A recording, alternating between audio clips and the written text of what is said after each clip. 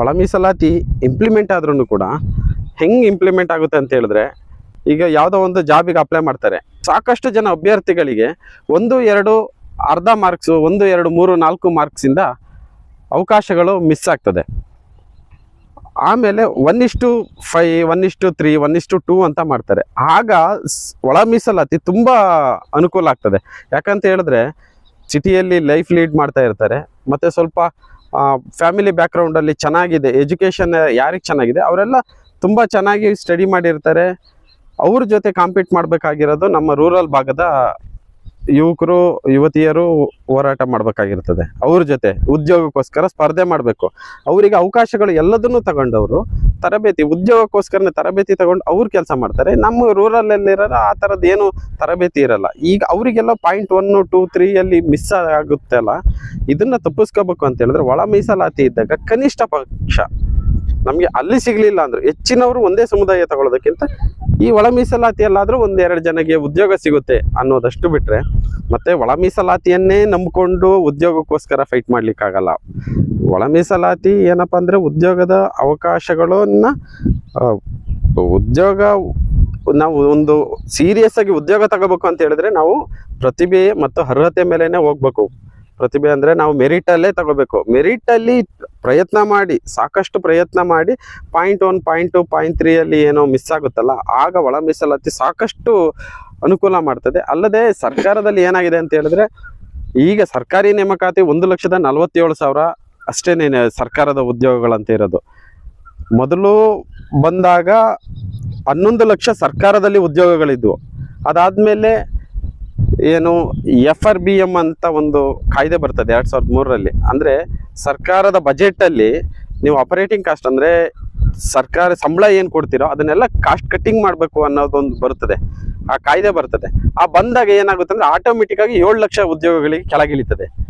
7 ಲಕ್ಷ ಉದ್ಯೋಗಗಳು ಕೆಳಗಿಳಿದಾಗ ಆ 7 ಲಕ್ಷದ ಉದ್ಯೋಗಗಳನ್ನ ಕೆಳಗಿಳಿದ ರಿಸರ್ವೇಷನ್ ಮಾಡಿದ್ರೆ 1,47,000 ಜನ ಅಷ್ಟೇನೆ ಈಗ ಉದ್ಯೋಗಗಳನ್ನ ಈಗ ಜನಸಂಖ್ಯೆಗೆ ಅನುಗುಣವಾಗಿ 1,47,000 ಜನ ಅಷ್ಟೇನೆ ಉದ್ಯೋಗಗಳಿಗೆ ಸಿಗೋಂಥದ್ದು. ಆದರೆ ಪರಿಶಿಷ್ಟ ಜಾತಿ ಪರಿಶಿಷ್ಟ ಪಂಗಡಕ್ಕೆ ನಿಜವಾಗ್ಲೂ ಕೂಡ ನ್ಯಾಯ ಕೊಡುವಂಗಿದ್ರೆ ಈಗಾಗಲೇ ಸುಮಾರು 50,000 ಬ್ಯಾಕ್ಲಾಗ್ ಹುದ್ದೆಗಳು ಹಂಗೆ ಖಾಲಿ ಇದ್ದಾವೆ.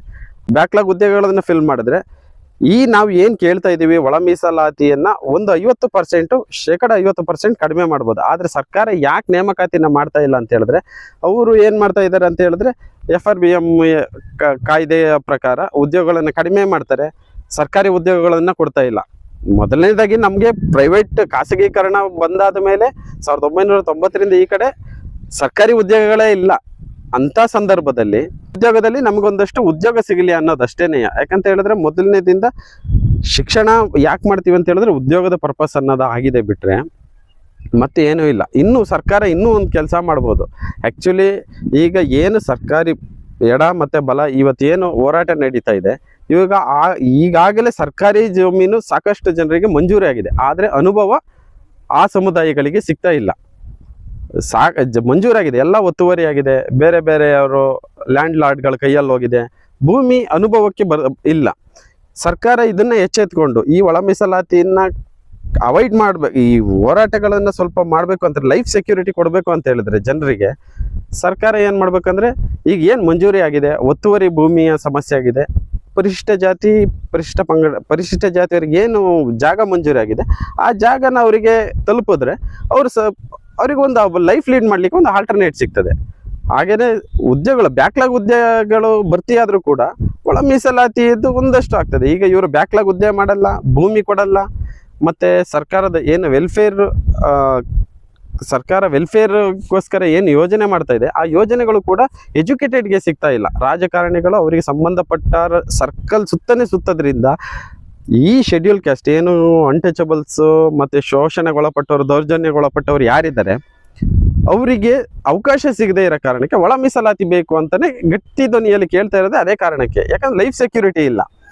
21 ವರ್ಷ ತನಕ ಕಾಲೇಜ್ ಹೋಗೋಕ್ಕಿದೆ, ಶಿಕ್ಷಣ ಅಂತ ಹೋಗ್ತೀವಿ, ಶಿಕ್ಷಣದಲ್ಲೂ ಕೂಡ ತಾರತಮ್ಯ ಮಾಡ್ತಾರೆ. ಕ್ಯಾಟಗರಿಯ ಕಾರಣಕ್ಕೇನೆ ತಾರತಮ್ಯ ನಡೀತಾ ಇದೆ. ಇವತ್ತು ಸಮಾಜದಲ್ಲಿ ಹೆಂಗಾಗಿದೆ ಅಂತ ಹೇಳಿದ್ರೆ ಜಾತಿ, ನಾವು ಏನೇ ಈಕ್ವಾಲಿಟಿ ಬಗ್ಗೆ ಮಾತಾಡಿದ್ರು ಜಾತ್ಯತೀತ ಸಮಾಜ ಭಾರತ ಅಂತ ಹೇಳಿದ್ರು, ಜಾತ್ಯತೀತ ಸಮಾಜ, ಸಮಾಜವಾದಿ ಸಮಾಜ ಅಂತ ಹೇಳಿದ್ರು ಕೂಡ ಜನ ನೋಡೋದು ಮೊದಲು ಆತನ ಜಾತಿ, ಆತನ ಹಿನ್ನೆಲೆ ತೆಗೆದಾಗ ಜಾತಿನೇ ಫಸ್ಟ್ ಪ್ರಿಯಾರಿಟಿ ಆಗಿರೋದ್ರಿಂದ ಶಿಕ್ಷಣ ಮಾಡಿ ಆದ್ಮೇಲೆ ವಾಟ್ ನೆಕ್ಸ್ಟ್ ಏನ್ ಮಾಡ್ಬೇಕು, ಏನಾದ್ರೂ ಉದ್ಯೋಗ ಬೇಕು, ಬದುಕಬೇಕು, ಕುಟುಂಬ ಸಾಕ್ಬೇಕು ಅಂತ ಹೇಳಿದ್ರೆ ಏನಾದ್ರೂ ಬೇಕು.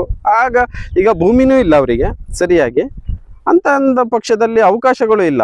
ಎಲ್ಲಾ ಸರ್ಕಾರದ ವೆಲ್ಫೇರ್ ಬೆನಿಫಿಟ್ಸ್ಗಳು ಕೂಡ ಕೆಲವೇ ಲಿಮಿಟೆಡ್ ಮೆಂಬರ್ಗಳು ಸುತ್ತೋದ್ರಿಂದ ಎಜುಕೇಟೆಡ್ಸ್ ಎಲ್ಲ ಒಳ ಮೀಸಲಾತಿ ಕೊಡಿ ನಮಗೆ ಉದ್ಯೋಗಗಳನ್ನ ಕೊಡಿ ಅಂತ ಕೇಳ್ತಾರೆ. ಸರ್ಕಾರ ಇದನ್ನ ಗಂಭೀರವಾಗಿ ತಗೋಬೇಕು. ಇದು ತಗೊಂಡಾಗ ಖಂಡಿತ ಒಂದಷ್ಟು ಹೋರಾಟದ ಕಮ್ಮಿ ಆಗ್ತದೆ. ಆದ್ರೆ ನಮ್ದು ಹೋರಾಟ ಆಕ್ಚುಲಿ ಏನಪ್ಪಾ ಅಂತ ಹೇಳಿದ್ರೆ, ನಾವ್ ಏನೇ ಒಳ ಮೀಸಲಾತಿ ಏನೇ ಕೇಳಿದ್ರು ಕೂಡ ಲೈಫ್ನ ಇಂಪ್ರೂವ್ ಮಾಡ್ಲಿಕ್ಕೆ ಕೇಳ್ತಾ ಇದೀವಿ. ಸರ್ಕಾರ ಆ ಲೈಫ್ ಸ್ಟೈಲ್ನ ಇಂಪ್ರೂವ್ ಮಾಡ್ಲಿಕ್ಕೆ ಏನ್ ಬೇಕು, ನಮ್ಗೆ ಮೂಲಭೂತ ಅವಶ್ಯಕತೆ ಇರೋದು ಅದನ್ನ ಪ್ರೊವೈಡ್ ಮಾಡಿದ್ರೆ ಮುಗ್ದೇ ಹೋಗುತ್ತೆ ಸಮಾಜ, ಈ ಸಮಸ್ಯೆಗಳೇ ಮುಗ್ದೋಗ್ತದೆ. ಆದ್ರೆ ಆ ದಿಟ್ಟಲ್ಲಿ ಸರ್ಕಾರ ಕೆಲಸ ಮಾಡಬೇಕು.